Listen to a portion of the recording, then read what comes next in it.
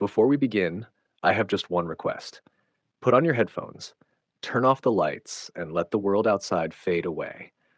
Because some stories aren't just meant to be heard, they're meant to be felt. Every whisper, every breath, every sound behind you might not be just in the story. So, are you ready? Let's begin. Title: The Forgotten Ones. Some doors were never meant to be opened, but we opened them anyway. The first sign was the sound of the piano. It played a single note, long and slow, echoing through the walls of the old building. A hollow D sharp, unnaturally low, resonant like it came from beneath the ground. At first, Helen thought it was just the wind or the heating vents. The building was old, too old. It used to be a school before they converted it into cheap graduate housing. 5 floors. No elevator, radiators that hissed like serpents, wooden floors that creaked in long, deliberate steps. She told herself it was nothing, but deep down she knew. It wasn't the wind, it was a song, and something had begun to play it. Helen had moved into room 502 just 6 weeks ago. It was all she could afford on her stipend: one narrow bedroom, a window overlooking the alley, and too much silence. The apartment next door, 503, was vacant. Had been for years, she was told. Structural issues, the office said. We keep it locked, don't worry. But she did worry, because every night at exactly 3:03 a.m., she heard footsteps pacing next door, slow, measured, and then the piano, one note, repeated, again and again. She tried to tell campus security. They laughed it off. These old buildings make noise, the officer said. Wood expands, pipes groan, try earplugs. Helen nodded. She didn't sleep that night. Instead, she placed her ear against the wall and heard someone whispering, "Play it again." The next day, she found a piano key on her desk. Ivory. Yellowed. Cracked. She didn't own a piano. She didn't even play. And she lived alone. She knocked on 503 that afternoon, just to be sure. No answer. She pressed her ear to the door. Nothing. Then she turned to leave and froze. Someone had written on the door with chalk 2 words: "Don't listen." That night, the piano returned. But this time, it wasn't just a note. It was a melody. Soft, melancholic, like a music box winding down.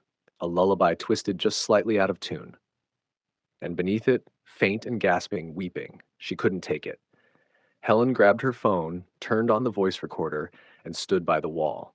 She wanted proof, something to show someone, anyone, that she wasn't losing her mind. But when she played it back, the melody wasn't there. Instead, a voice filled the speaker. "Why did you record us?" She dropped the phone, ran to the door, but the hallway was empty. She stared at 503, heart hammering. The door was now ajar. She should have run, should have called someone. Instead, like the fool in every horror story she ever rolled her eyes at, she stepped inside. Dust choked the air. Moonlight spilled through a cracked window, illuminating cobs stretched like veins across the ceiling. The room was empty. No furniture, no signs of life, except for one thing. In the center of the room sat a piano. Old, decaying, keys missing, and on the wall above it, etched into the plaster, "We never left."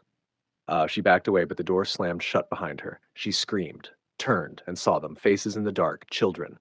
But wrong. Too tall, eyes black and hollow, mouths open in silent screams. They surrounded the piano. Each touched a key. Plink, plink, plink. A song began to play, and Helen realized they were playing her name. The room spun. She fell to her knees. The children stared, unblinking. Then one stepped forward.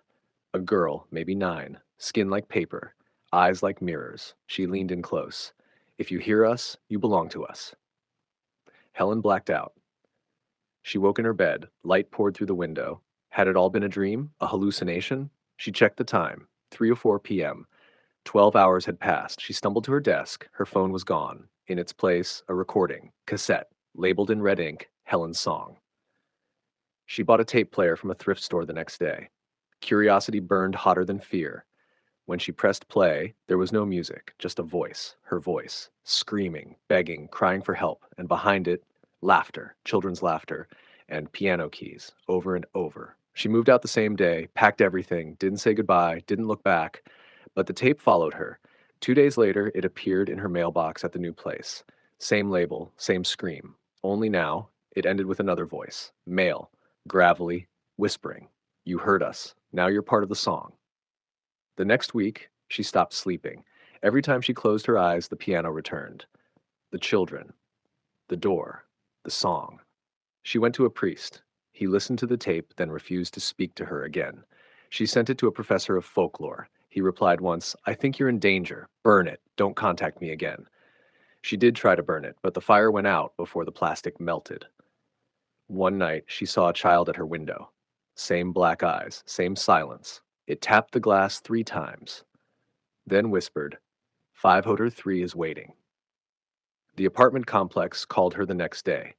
Said someone broke into room 503, said her name was carved into the walls. They wanted to know if she knew anything about it.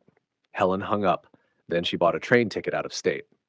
3 weeks later, a building in a distant city burned down under mysterious circumstances. 5 bodies found. One apartment spared.